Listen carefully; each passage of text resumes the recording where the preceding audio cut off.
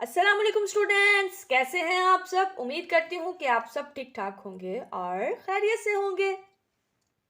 आज के लेक्चर में हम डिस्कस करेंगे डबल कॉलम कैश बुक को और साथ साथ हम डिस्काउंट को डिस्कस करेंगे। डिस्काउंट में हम ट्रेड डिस्काउंट और कैश डिस्काउंट को डिस्कस करेंगे और डबल कॉलम कैश बुक के कॉन्सेप्ट पर हम एक क्वेश्चन अटेम्प्ट करेंगे और उसमें डबल कॉलम कैश बुक का कॉन्सेप्ट लेंगे। तो लेक्चर शुरू करने से पहले आप सबसे रिक्वेस्ट है कि अगर आप मेरे चैनल पर नए हैं और आपने अभी तक मेरे चैनल को सब्सक्राइब नहीं किया तो प्लीज़ मेरे चैनल को सब्सक्राइब कर दें और वीडियो को लाइक कर दें। तो स्टार्ट करते हैं अपना आज का लेक्चर। बिस्मिल्लाहिर्रहमानिर्रहीम। कैश बुक के रिलेटेड हमने प्रीवियस लेक्चर में पढ़ा था कि कैश बुक एक बुक होती है जिसके अंदर परचेजर और सेलर की डीलिंग्स में उनकी परचेजेस और उनकी सेल्स के रिलेटेड इंफॉर्मेशन होती है जिसको हम कैश बुक कहते हैं। और कैश बुक में सिर्फ कैश रिसीट्स और कैश पेमेंट्स को ही डिस्कस किया जाता है। इसमें क्रेडिट रिसीट्स या क्रेडिट परचेजेस को हम डिस्कस नहीं करेंगे। तो कैश बुक की 3 टाइप्स हमने पढ़ी थी, single column cash book, double column cash book और थर्ड कॉलम कैश बुक। आज के लेक्चर में हम डबल कॉलम कैश बुक को स्टडी करेंगे। सिंगल कॉलम कैश बुक के रिलेटेड एक डिटेल लेक्चर मेरे इसी चैनल पर मौजूद है, आप मेरे चैनल को विजिट कर सकते हैं और उसका कॉन्सेप्ट भी ले सकते हैं। डबल कॉलम कैश बुक से मुराद एक ऐसी कैश बुक है जिसमें कैश रिसीट्स और कैश पेमेंट्स को डिस्कस किया जाता है और साथ साथ इसमें एक एडिशनल कॉलम को प्रिपेयर किया जाता है जिसमें डिस्काउंट को भी डिस्कस किया जाता है। डिस्काउंट में ट्रेड डिस्काउंट भी आ जाता है और डिस्काउंट में कैश डिस्काउंट भी आ जाता है। ट्रेड डिस्काउंट का एक मिनी कॉन्सेप्ट मैं आपको दे देती हूँ। तो ट्रेड डिस्काउंट से मुराद सिंपल वर्डिंग में आप ये ले सकते हो कि जब भी परचेजर सेलर से बल्क क्वांटिटी में एक चीज़ें खरीदता है, बल्क क्वांटिटी का मतलब ज़्यादा मिकदार में चीज़ें खरीदता है, तो वो सेलर जो उसको थोड़ी सी कीमत के अंदर कमी कर देता है उसको तजारती छूट या ट्रेड डिस्काउंट बोलते हैं।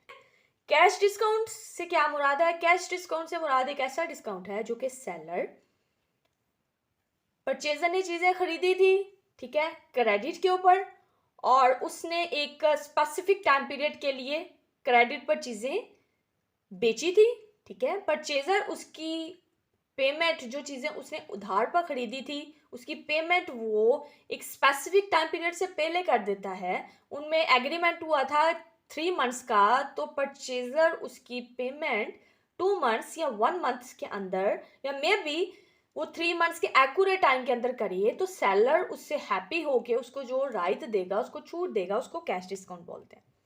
ठीक हो गया स्टूडेंट्स? तो अब हम अपना क्वेश्चन रीड कर लेते हैं और देन इसको सॉल्व करते हैं। पेपर पॉइंट ऑफ व्यू से कैश बुक एक बहुत इंपॉर्टेंट टॉपिक है स्टूडेंट्स, क्योंकि इसके रिलेटेड एक क्वेश्चन मस्ट आना है। एग्जामिनर आपसे सिंगल कॉलम कैश बुक या डबल कॉलम कैश बुक या थर्ड कॉलम कैश बुक के रिलेटेड क्वेश्चन पूछ सकता है। तो आपने प्रॉपर अटेंशन के साथ ये क्वेश्चन अंडरस्टैंड करना है, क्योंकि एक बार आपके कॉन्सेप्ट क्लियर हो गए तो फिर प्रॉब्लम नहीं आपको आएगी किसी भी किस्म की। तो स्टार्ट करते हैं अपना क्वेश्चन। बिस्मिल्लाहिर्रहमानिर्रहीम। Record the following transaction in a cash book with discount and cash column. इसमें 31 तक एक मंथ की ट्रांजैक्शंस दी गई हैं इस क्वेश्चन में, ठीक है। अब हम डबल कॉलम कैश बुक का स्पेसिमेन क्रिएट करते हैं, देन फिर वो 1 बाय 1 हम ट्रांजैक्शंस को रीड करेंगे और इसकी जो सी अमाउंट्स है वो डबल कॉलम कैश बुक में पोस्टिंग करेंगे। तो बना लेते हैं students double column cash book का स्पेसिमेन।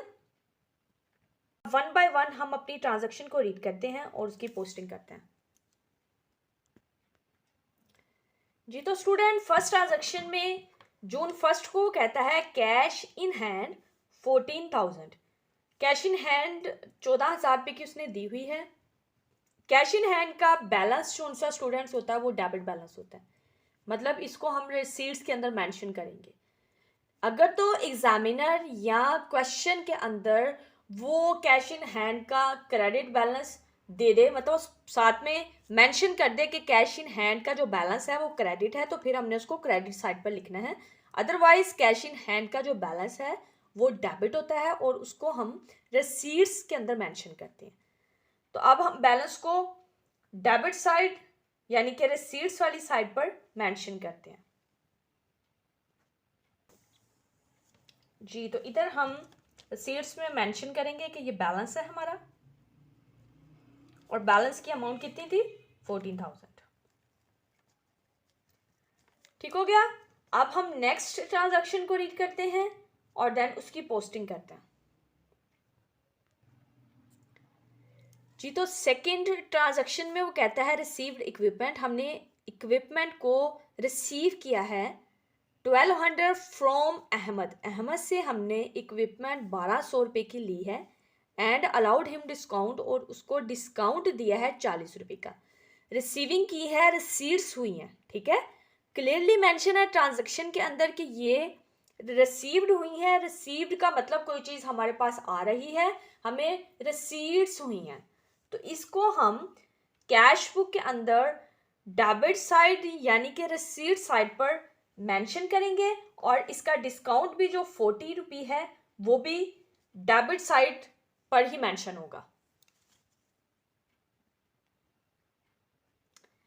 जी, तो यहाँ पर हम अहमद के नेम को, जिससे हमने रिसीव की है इक्विपमेंट, उसको लिखेंगे। अमाउंट कितनी थी स्टूडेंट्स? 1200 रुपया, और डिस्काउंट कितना हमने दिया है? 40 रुपये का। ठीक हो गया। अब हम अपनी नेक्स्ट ट्रांजैक्शन को रीड करते हैं।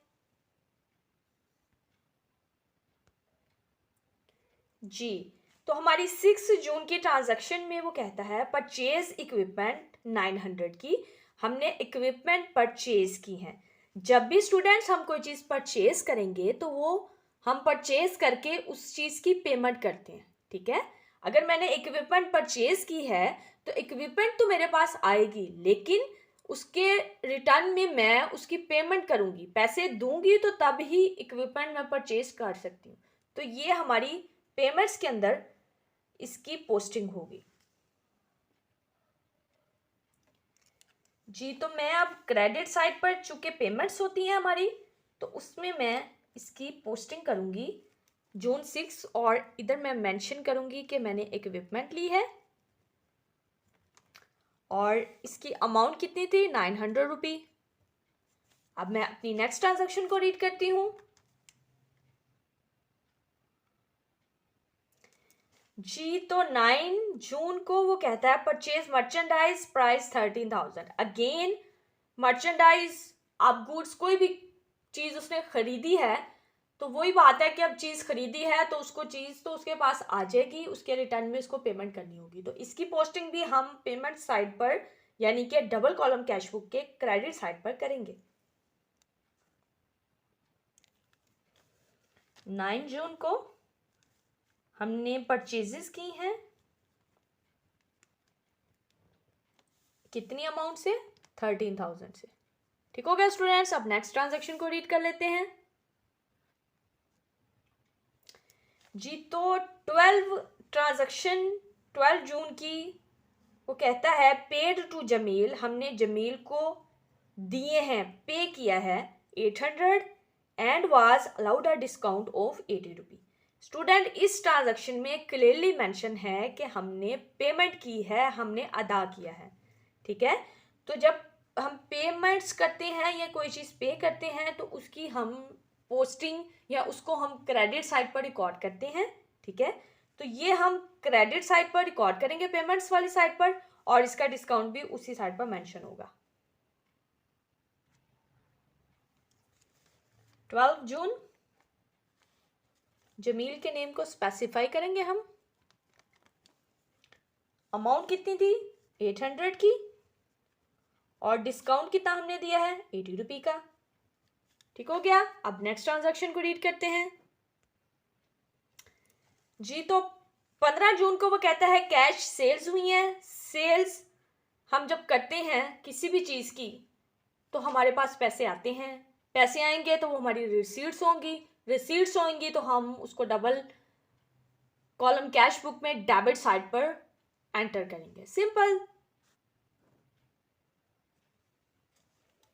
15 जून, इधर सेल्स लिखनी है हमने, कितनी अमाउंट से, 38,000 से। नेक्स्ट ट्रांजैक्शन को रीड करते हैं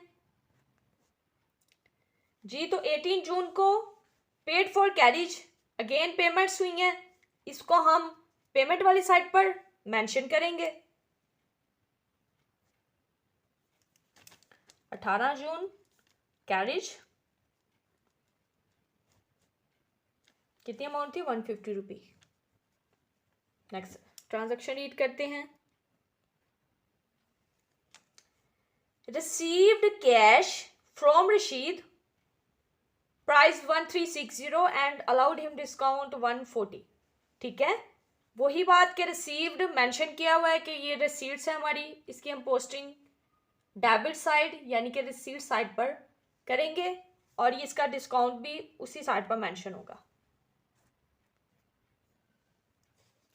20 जून को रशीद से रिसीव्ड की है हमने, अमाउंट कितनी थी जी, 1360 रुपये, और डिस्काउंट कितना दिया है हमने, 140 रुपीज़।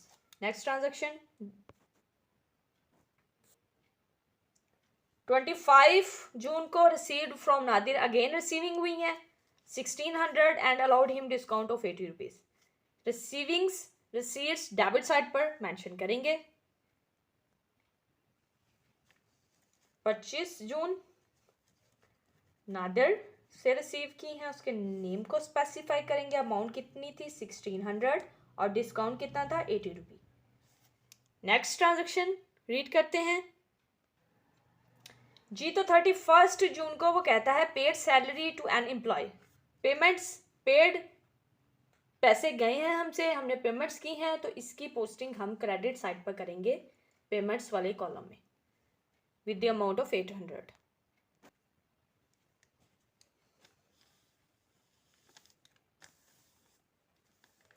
थर्टी फर्स्ट सैलरीज हमने पे की हैं, अमाउंट कितनी है 800 रुपी।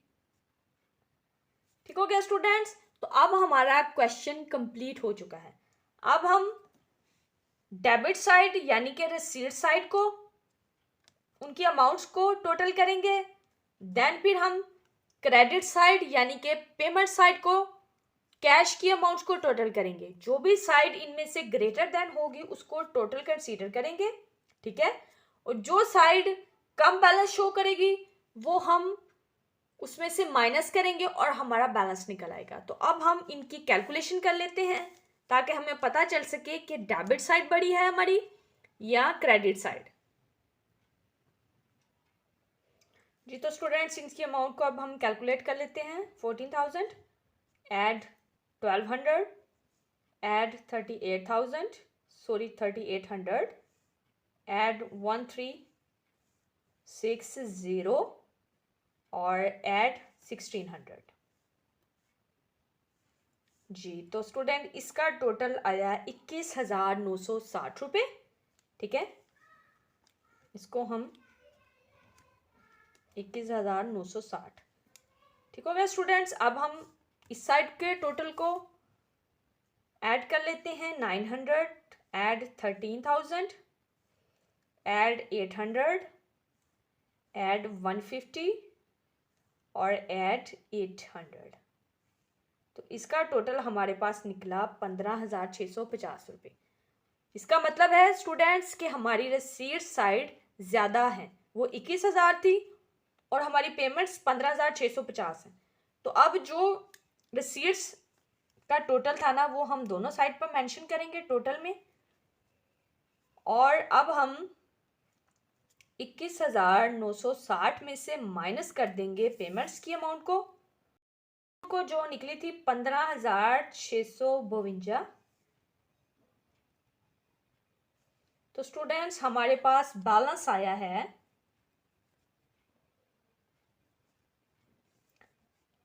6,308 रुपये। ठीक हो गया स्टूडेंट्स। और ये हमारा बैलेंस क्रेडिट कंसीडर होगा क्योंकि क्रेडिट अमाउंट हमारी कम है।